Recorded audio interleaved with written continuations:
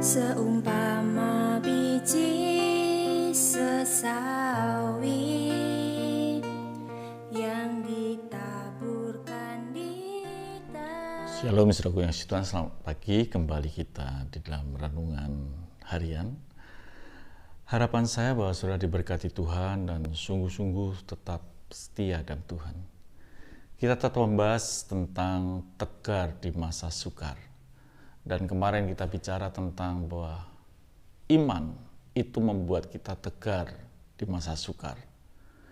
Iman sesuatu yang luar biasa yang bisa dimiliki oleh setiap kita. Dan iman itu timbul dari mendengar akan firman Tuhan. Dan pagi ini kita melihat iman itu memampukan kita untuk menerobos sehingga kita bisa tegar di masa sukar. Dikatakan dalam Markus 5 ayat yang ke-27, kita akan baca lagi. Dia sudah mendengar berita tentang Yesus. Maka di tengah-tengah orang banyak itu, ia mendekati Yesus dari belakang dan menjamah jubahnya. Jelas wanita ini hampir atau mungkin 12 tahun dia menderita pendarahan. Saudara bisa bayangkan kondisi tubuh mereka dan kekuatan yang ia miliki. Tetapi Alkitab catat, dia telah mendengar tentang Yesus. Otomatis dia memiliki iman. Dan iman yang dia miliki itu membuat dia berani menerobos. Dan Alkitab catat, maka di tengah orang banyak itu, ia mendekati Yesus. Walaupun orang banyak ada bersama dengan Yesus, lalu wanita itu menerobos dari tengah-tengah mereka dengan kekuatan yang dia punya. Dan inilah bukti bahwa iman itu mampu menerobos. Karena iman menimbulkan sebuah pengharapan. Dan pengharapan itu membuat kita punya kekuatan baru. Sehingga kita bisa mampu tegar di masa sukar. Saudaraku yang kasih Tuhan, di dalam Efesus 3 ayat yang ke-12 dikatakan, di dalam Dia kita peroleh keberanian dan jalan masuk kepada Allah dengan penuh kepercayaan oleh iman kita kepadanya. Ternyata pengharapan iman itu membuat kita berani masuk. Jadi setiap orang yang punya iman, dia akan mampu bertahan dan tegar di masa sukar karena dia punya pengharapan dan dia mampu menerobos. Saudaraku yang kasih Tuhan, itu sesuatu yang luar biasa.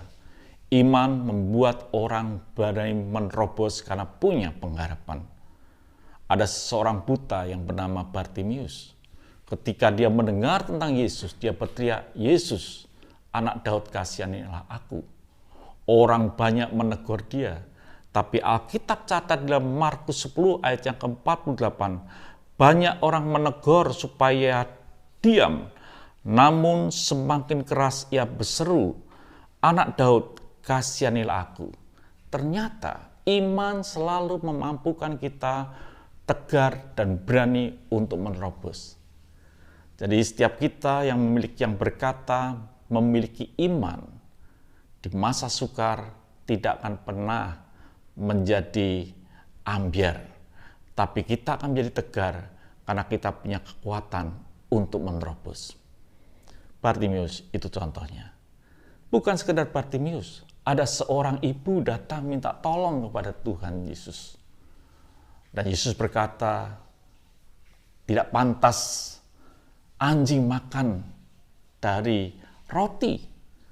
Tapi perempuan itu berkata, kata perempuan itu, "Benar Tuhan, namun anjing itu makan remah-remah yang jatuh dari meja tuannya."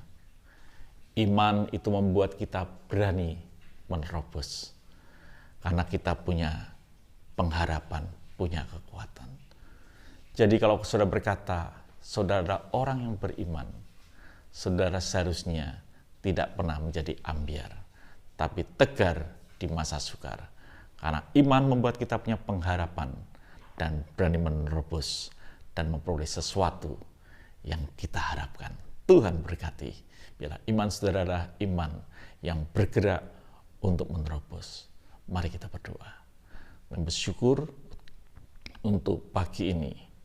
Berkati yang mendengarkannya. Biarlah iman mereka bukan sekedar perkataan, tapi action yang berani menerobos dan mengalami sesuatu yang besar dalam kehidupan mereka. Dalam nama Tuhan Yesus Kristus, kami bisa berdoa dan mengucap syukur. Amin. Sampai jumpa esok pagi.